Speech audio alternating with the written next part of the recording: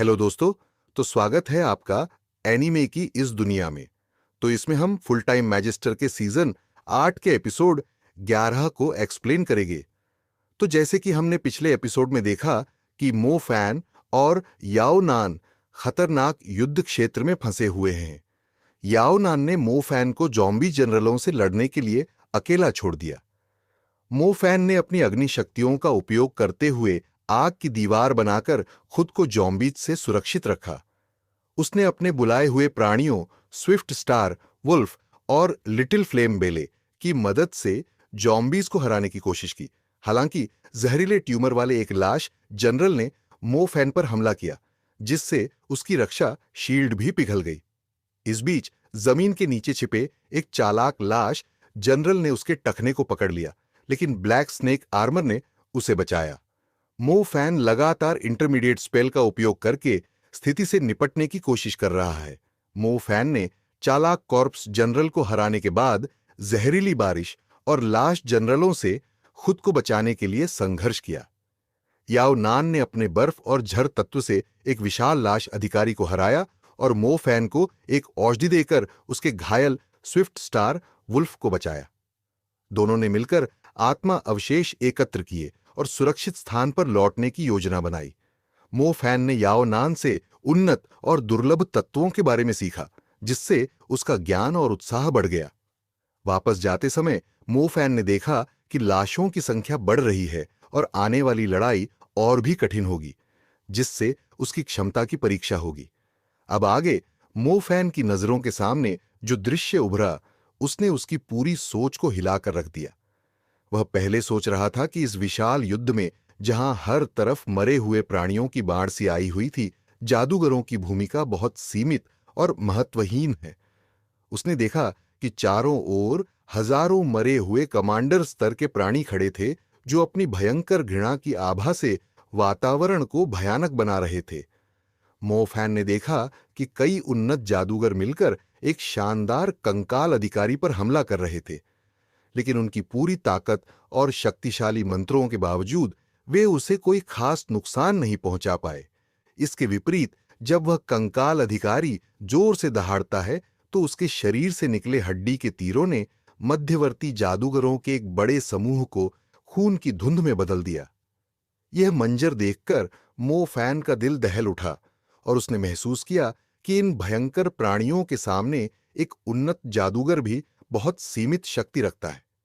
याओ नान ने भी मो फैन के विचारों को समझते हुए कहा कि हर उन्नत जादूगर भी अकेले एक कमांडर स्तर के प्राणी को नहीं हरा सकता, और ये कंकाल अधिकारी तो पहले से ही एक महान कमांडर स्तर का प्राणी था। मो फैन ये सोचने लगा कि इतने शक्तिशाली राक्षसों के बीच क्या जादूगरों की ताकत सच में इस युद्ध को किसी तरह बदल सकती है। लेकिन तभी, जब मो फैन गहरी सोच में डूबा हुआ था, अचानक आकाश में एक अद्भुत घटना घटी। घने काले बादलों के ऊपर से एक सुनहरी रोशनी चमकी, जिसने चारों ओर फैली मौत की भयावह हवा को चीरते हुए नीचे की ओर प्रकाश फैलाया। ये चमक इतनी तेज थी कि पूरी जगह को पवित्रता और शक्ति से भर दिया। फिर मो फैन ने देखा कि आकाश से एक विशाल सुनहरी तलवार नीचे की ओर आ रही है। यह तलवार इतनी विशाल और भव्य थी कि ऐसा लग रहा था जैसे स्वर्ग और पृथ्वी को आपस में जोड़ रही हो। यह पवित्र तलवार सीधे शानदार कंकाल अधिकारी के शरीर में धंस गई। तलवार की ताकत से कंकाल अधिकारी की मजबूत हड्डियां चकनाचूर हो गईं और वह विशाल प्राणी हड्डियों के ढेर में तब्दील हो गया। मो फैन ने हवा में उड़ते हुए यह दृश्य देखा और उसकी आंखें अविश्वास में फैल गईं। एकमात्र वार ने वह कर दिखाया जो कई उन्नत जादूगर मिलकर भी नहीं कर पाए थे। इस एक वार ने मो फैन की सोच को पूरी तरह बदल दिया। अभी कुछ समय पहले तक उसे लग रहा था कि जादूगरों की ताकत इतनी बड़ी लड़ाई में कोई खास मायने नहीं रखती, लेकिन इस तलवार के वार ने उसे दिखा दिया कि सही ताकत और जादू के सही उपयोग से कितनी बड़ी भूमिका निभाई जा सकती है। उसके मन में अब जादू की शक्ति के प्रति नया जोश और उम्मीद जग चुकी थी। उसने समझ लिया कि यदि वह अपनी क्षमताओं को और अधिक बढ़ाए, तो एक दिन वह भी इतनी अद्भुत शक्ति हासिल कर सकता है और इस युद्ध को बदलने में सक्षम हो सकता है। शहर में एक हल्की बारिश शुरू हो चुकी थी और दीवारों की रखवाली कर रहे जादूगरों के लिए यह एक और चुनौती बन गई थी। रात का अंधेरा अब भी छाया हुआ था, लेकिन ठंडी हवाओं और बारिश ने माहौल को और कठिन बना दिया था। कई जादूगर जादू करने की बजाय रेनकोट पहनकर खुद को बचाने की कोशिश कर रहे थे। वहीं 20 किलोमीटर दूर अभी भी एक भयंकर युद्ध चल रहा था, जिसमें फैंटम तानाशाह से मुकाबला हो रहा था। मो फैन और याओ नान इस बीच पहले ही अपनी जिम्मेदारियां निभाकर वापस लौट चुके थे। अब वे टॉवर पर खड़े होकर दूर हो रही लड़ाई को देख रहे थे। उनके पास अब केवल प्रार्थना करने के अलावा और कोई विकल्प नहीं था, क्योंकि वे पहले ही अपनी भूमिका निभा चुके थे। याओ नान ने मो फैन को चिंतित देखकर कहा, तुम इतने परेशान क्यों दिख रहे हो? मुझे पूरा यकीन है कि यह लड़ाई जल्द ही खत्म हो जाएगी। जब डू जियाओ वहां मौजूद हैं, तो कोई भी रास्ता नहीं है कि फैंटम तानाशाह बच सके। याओ नान को अपने वरिष्ठ जादूगर डू जियाओ पर पूरा भरोसा था। मो फैन ने ठंडी आवाज में जवाब दिया, मुझे बारिश पसंद नहीं है। याओ नान ने हंसते हुए कहा, मुझे तो यह बहुत पसंद है, लेकिन मो फैन, तुम्हें एक बपतिस्मा की जरूरत है। यह असंभव है कि तुम सिर्फ ध्यान लगाकर उन्नत स्तर तक पहुंच गए हो। मुझे लगता है कि जब तुम इंटरमीडिएट स्तर पर पहुंचे तो तुम्हें किसी तरह की खास मदद मिली होगी। याओ नान, जो मो फैन की क्षमताओं को काफी अच्छी तरह जानता था, इस बात को लेकर गंभीर था कि मो फैन का विकास साधारण नहीं था। वह जानता था कि एक बार मो फैन उन्नत स्तर पर पहुंच गया तो वह न केवल कई शक्तिशाली मंत्रों का उपयोग कर सकेगा, बल्कि वह 2 और नए तत्वों को जागृत करने में भी सक्षम होगा। इसका मतलब है कि मो फैन के पास कुल 6 तत्व होंगे। दुनिया में शायद ही कोई ऐसा जादूगर होगा जो इतने सारे तत्वों को नियंत्रित कर सके। यह बात याओ नान को हैरान कर रही थी। मो फैन ने थोड़ी चिढ़कर कहा, ऐसा लगता है कि आप मेरी सफलता को लेकर काफी चिंतित हैं। याओ नान और क्लियर स्काई हंटर एजेंसी का गहरा संबंध था।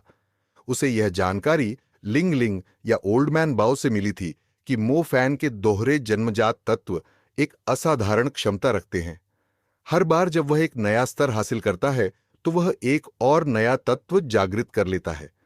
याओ नान ने समझाया, बेसिक और इंटरमीडिएट स्तर पर तुम्हारी ताकत और क्षमता दूसरों से काफी आगे है, लेकिन उन्नत स्तर पर पहुंचने के बाद तुम्हारी शक्ति में जबरदस्त उछाल आएगा।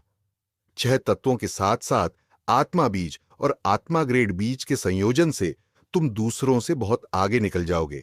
2 उन्नत जादूगर भी तुम्हारी ताकत का मुकाबला नहीं कर पाएंगे। मो फैन ने उसकी बात पर हंसते हुए कहा, तुम यह सब इतनी आसानी से कह रहे हो, लेकिन क्या तुम्हें पता है कि मुझे यह सब करने के लिए कितने पैसों की जरूरत होगी? रात गहरी और अंधेरी थी, लेकिन आंगन खून की गंध से भरा हुआ था। वहां दर्द भरी चीखें गूंज रही थीं, क्योंकि गांव के एक व्यक्ति गौजी का हाथ एक मृतक द्वारा काट दिया गया था। उसके हाथ की हड्डियों के टूटने की आवाज उसकी दर्दनाक चीखों में घुली हुई थी।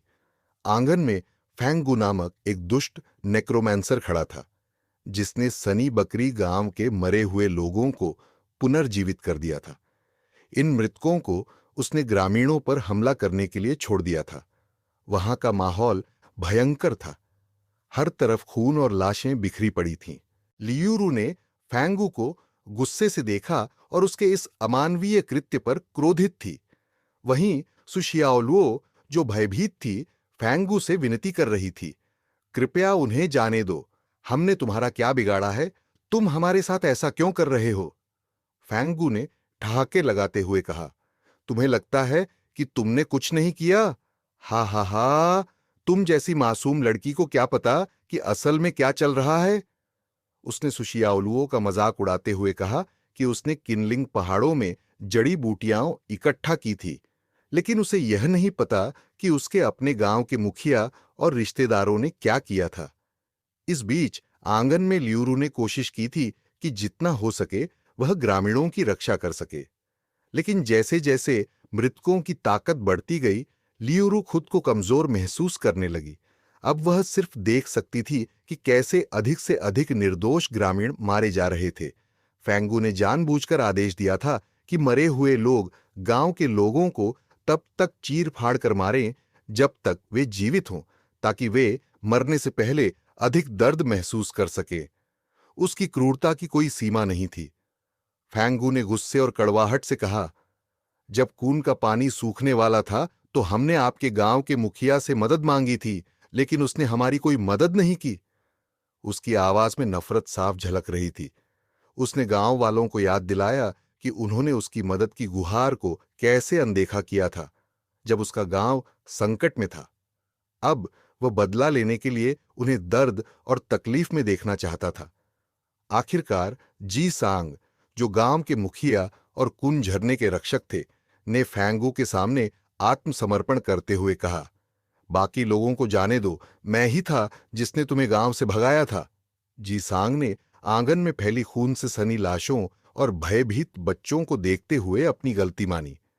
वह इस सोच से दुखी था कि उसकी वजह से गांव के इतने लोग मारे गए। फैंगू ने एक दानवी हंसी के साथ जवाब दिया, अब तुम मुझसे रहम की भीख मांग रहे हो? जब मैंने पहले तुमसे अपने लोगों की मदद की विनती की थी, तब तुमने कुछ नहीं किया। अब मुझे देखो, मैं वही दर्द तुम्हें महसूस कराना चाहता हूं जो मैंने और मेरे लोगों ने सहा था। उसकी आंखों में बदले की आग जल रही थी और वह अब रुकने वाला नहीं था। झांग शियाओहो ने रॉक बैरियर का इस्तेमाल कर खुद को बचाया, लेकिन फैंगू को इसका कोई असर नहीं हुआ। उसने नफरत भरे लहजे में कहा कि वह गांव वालों को उसी निराशा का एहसास कराना चाहता है जो उसने महसूस की थी जब उसके अपने गांव को कुएं के देवता की सुरक्षा के बिना छोड़ दिया गया था। सुशियाओ लुओ और लियूरु फैंगू की क्रूरता से स्तब्ध रह गए। फैंगू ने अपने ही गांव के लोगों को, जिसमें उसके बच्चे और पत्नी भी शामिल थे, मारकर जॉम्बी में बदल दिया था। उसका कहना था कि इस तरह वह नेक्रोमेंसर के रूप में उन्हें नियंत्रित कर सकता था और अपनी मर्जी से बदला ले सकता था। फैंगू ने यह खुलासा भी किया कि उसने कुएं के पानी का इस्तेमाल किया, जो एक विशेष गुण वाला पानी था, ताकि वह मरे हुए लोगों को दिन के समय भी नियंत्रित कर सके। सामान्यतः नेक्रोमेंसर दिन में मरे हुओं को नहीं बुला सकते, लेकिन इस विशेष विधि की मदद से वह ऐसा करने में सक्षम हो गया था। फैंगू ने सुशियाओलुओ और लियूरू से कहा कि वे इस मामले में हस्तक्षेप न करें। यह हुआ गांव और उसके बीच का मामला था। लियूरू ने उस पर पलटवार करते हुए कहा कि वह केवल हुआ गांव को ही नहीं, बल्कि आसपास के सभी 6 गांवों को भी मिटा चुका था। फैंगू ने पागलपन और क्रूरता में सभी को नष्ट कर दिया था और उसका दावा कि वह सिर्फ बदला ले रहा था उसकी मानसिक विकृति को दर्शाता था। लियूरू और सु शियाओलुओ समझ गए कि फैंगू अब पूरी तरह से एक राक्षस बन चुका था, जो अपनी घृणा में इतना अंधा हो गया था कि उसने अपने ही लोगों को भी मौत के घाट उतार दिया था। उसकी आत्मा में इतना द्वेष था कि उसने मृतकों का सहारा लेकर पूरे गांवों को तहस नहस कर दिया। जैसे ही फैंगू ने हुआ गांव के निवासियों पर अपना हमला किया, अचानक बाहर से जादूगरों की एक भीड़ शोर मचाते हुए वहां आ पहुंची।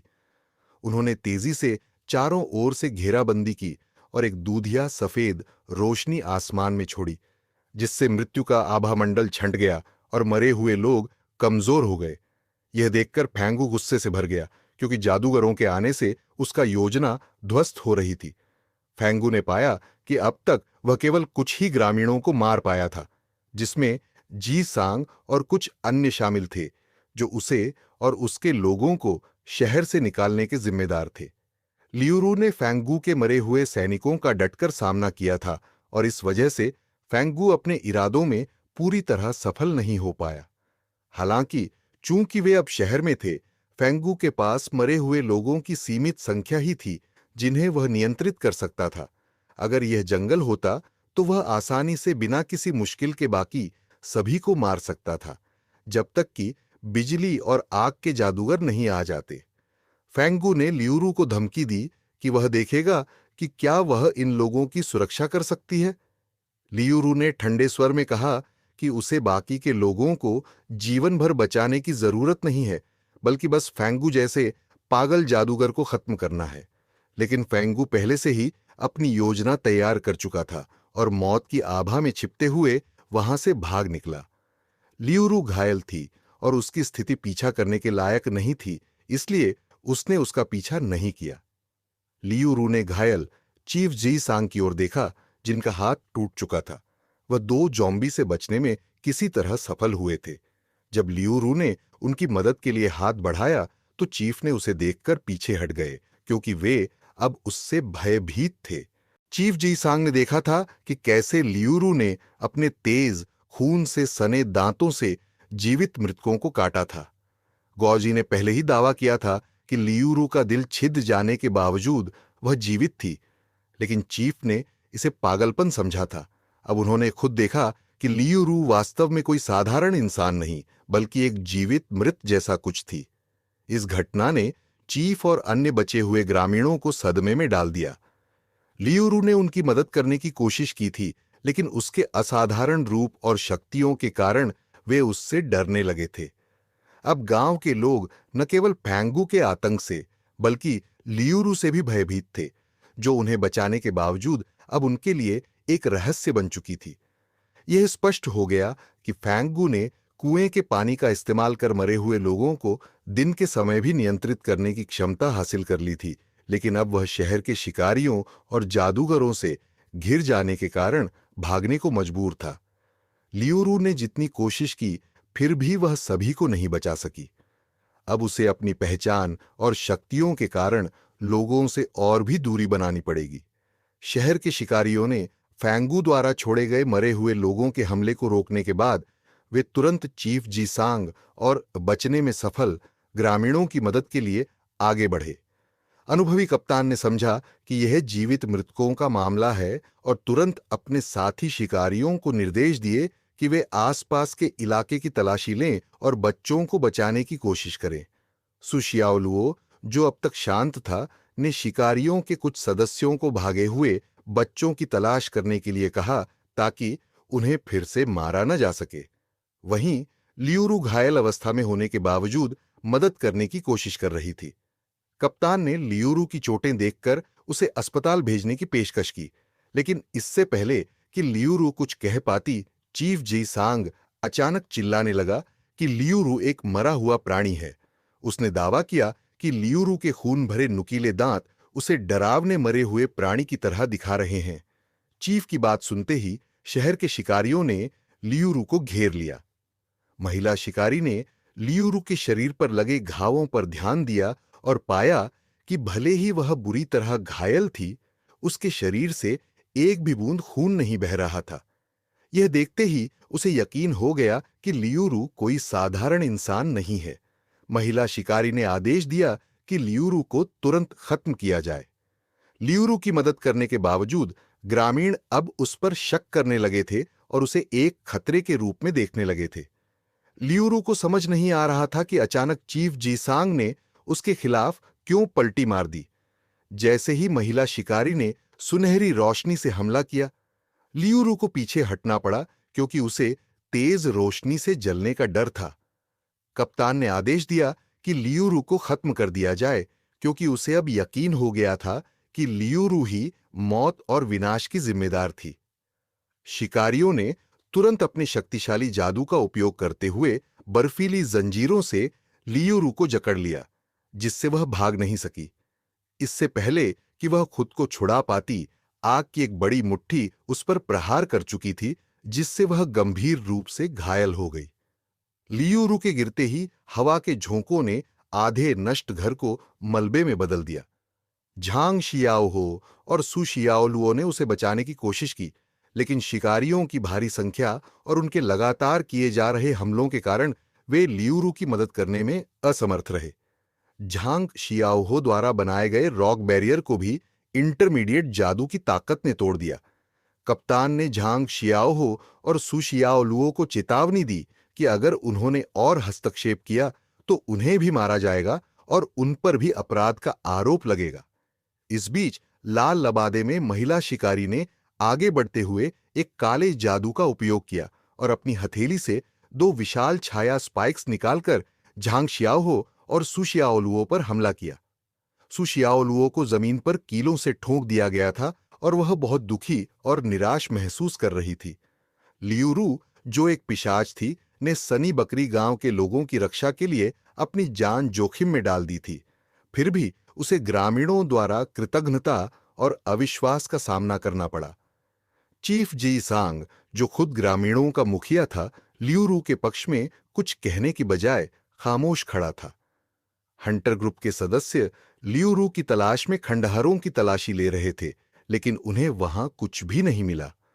लाल लबादे वाली शिकारी ने कहा कि अगर लियू रू जीवित है तो उसे एंशियंट राजधानी में रहने की अनुमति नहीं दी जाएगी। दूसरी ओर धुंध भरी बारिश में प्राचीन राजधानी के चारों ओर की ऊंची दीवारों पर ग्रे टॉवर अकेला खड़ा था। बारिश और हवा के थपेड़ों ने टॉवर के पत्थरों पर सालों का धूल और गंदगी जमा दी थी, जिससे उसका पुराना रंग फीका पड़ गया था। इस भयानक माहौल में जादूगर दीवारों पर चौकसी कर रहे थे, जबकि उनके कानों में दूर से घंटी की धुंधली आवाजें सुनाई दे रही थीं। सभी प्रार्थना कर रहे थे कि जल्द ही सुबह हो जाए, क्योंकि यह रातें बहुत लंबी और खतरनाक होती जा रही थीं। बारिश की वजह से अक्सर दिन निकलने में देरी हो जाती थी, और जो जादूगर बाहर लड़ाई के लिए निकले थे, उनमें से कुछ कभी वापस नहीं लौटे थे। जादूगरों की थकावट साफ झलक रही थी।